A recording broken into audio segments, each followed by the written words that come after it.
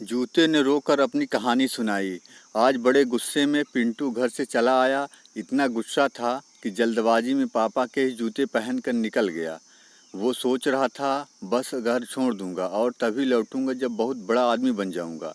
जब मोटरसाइकिल नहीं दिलवा सकते थे तो क्यों मुझे इंजीनियर बनाने के सपने दिखाते हैं। आखिर क्या ज़रूरत थी मुझसे झूठा वादा करने का। आपने साथ आज जो पापा का बटुआ भी उठा लाया था, जिसे किसी को उसके पिताजी का हाथ नहीं लगाने देते थे। पिंटू सोच रहा था कि इस बटुए में ज़रूर पैसे के हिसाब की डायरी होगी। पता तो चले अब तक कहाँ कितना माल छुपाया है। माँ से भी इसीलिए बटुए को कभी हाथ नहीं लगाने देते किसी को। लेकिन जैसे ही वो कच्चे रास्ते से सड़क पर आया, उसे लगा कि जूतों से कुछ चुभ रहा है। उसने जूता निकाल कर देखा, उसके पैर से थोड़ा सा खून निकल आया था। जूते से कोई कील निकल हुई थी। दर्द तो हुआ पर वो गुस्से में था। जैसे ही वो कुछ दूर और चला, उसे पाँवों में कुछ कीलों का आभास हुआ। सड़क पर पानी लगा था।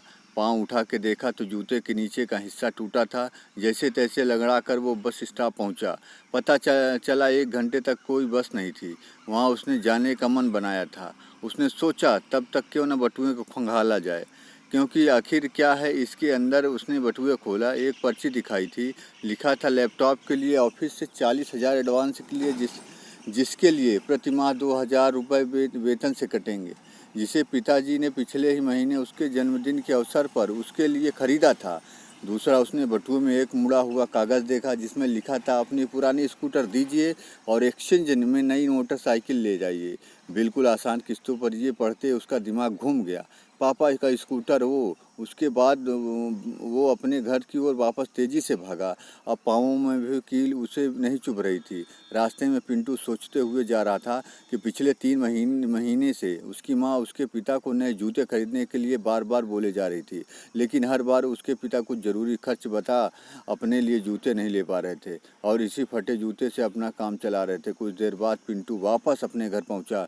वहां न उसके पापा थे न उसकी स्कूटर। जब माँ से उसने अपने पिता के बारे में जानना चाहा तो माँ ने बस इतना ही बताया कि वे बोलकर घर से निकले हैं कि तू कुछ सरप्राइज चीज़ लेकर आ रहा है।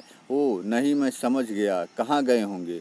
माँ की बातों को सुनकर पिंटू अपने मन में सोच रहा था। वो दौड़ा और बाइक एजेंसी पर पहुंचा। पापा वहीं थे। पिंटू ने झट से अपने पिता को गले से लगा लिया और रोने लगा। नहीं पापा, मुझे नहीं चाहिए मोटरसाइकिल, बस पहले आप नए जूते ले लो। और मुझे अब पढ़ लिख कर अपनी मेहनत से बड़ा आदमी बनना है, वो भी आपके तरीके से। उसके पिताजी ने मुस्कुराते हुए उसकी आंसू पोंछे और उसे दुलारते हुए बोले, बेटे तू मेरे जूते की चिंता मत कर, लेकिन फ़िलहाल यहाँ से तेरे लिए नई बाइक तो लेकर ही आऊँगा, क्योंकि मैंने तुमसे वादा किया था कि जब तू इंजीनियरिंग प्रवेश परीक्षा में उत्तीर्ण हो जाएगा तो तुझे नई चमचमाती बाइक उपहार स्वरूप दूंगा। और तू जानता है कि मैं अपने बात का कितना पक्का हूँ। देर सवेर उसे निभाता ही हूँ किसी भी हालत में। पिंटू लगातार रोए जा रहा था और उसके पिता लगातार हंस रहे थे। Always love your parents. मुझको छाँव में रख, खुद वो जलता रहा। मुझको छाँव में रख, खुद वो जलता रहा। मैंने देखा है इस फरिश्ता बाप की परछाई में। मैंने देखा है एक फरिश्ता बाप की परछाई में। दोस्तों, अगर चैनल पे नए हैं तो चैनल को सब्सक्राइब जरूर कर लीजिएगा। वीडियो कैसा लगा कमेंट में ज़रूर बताएं।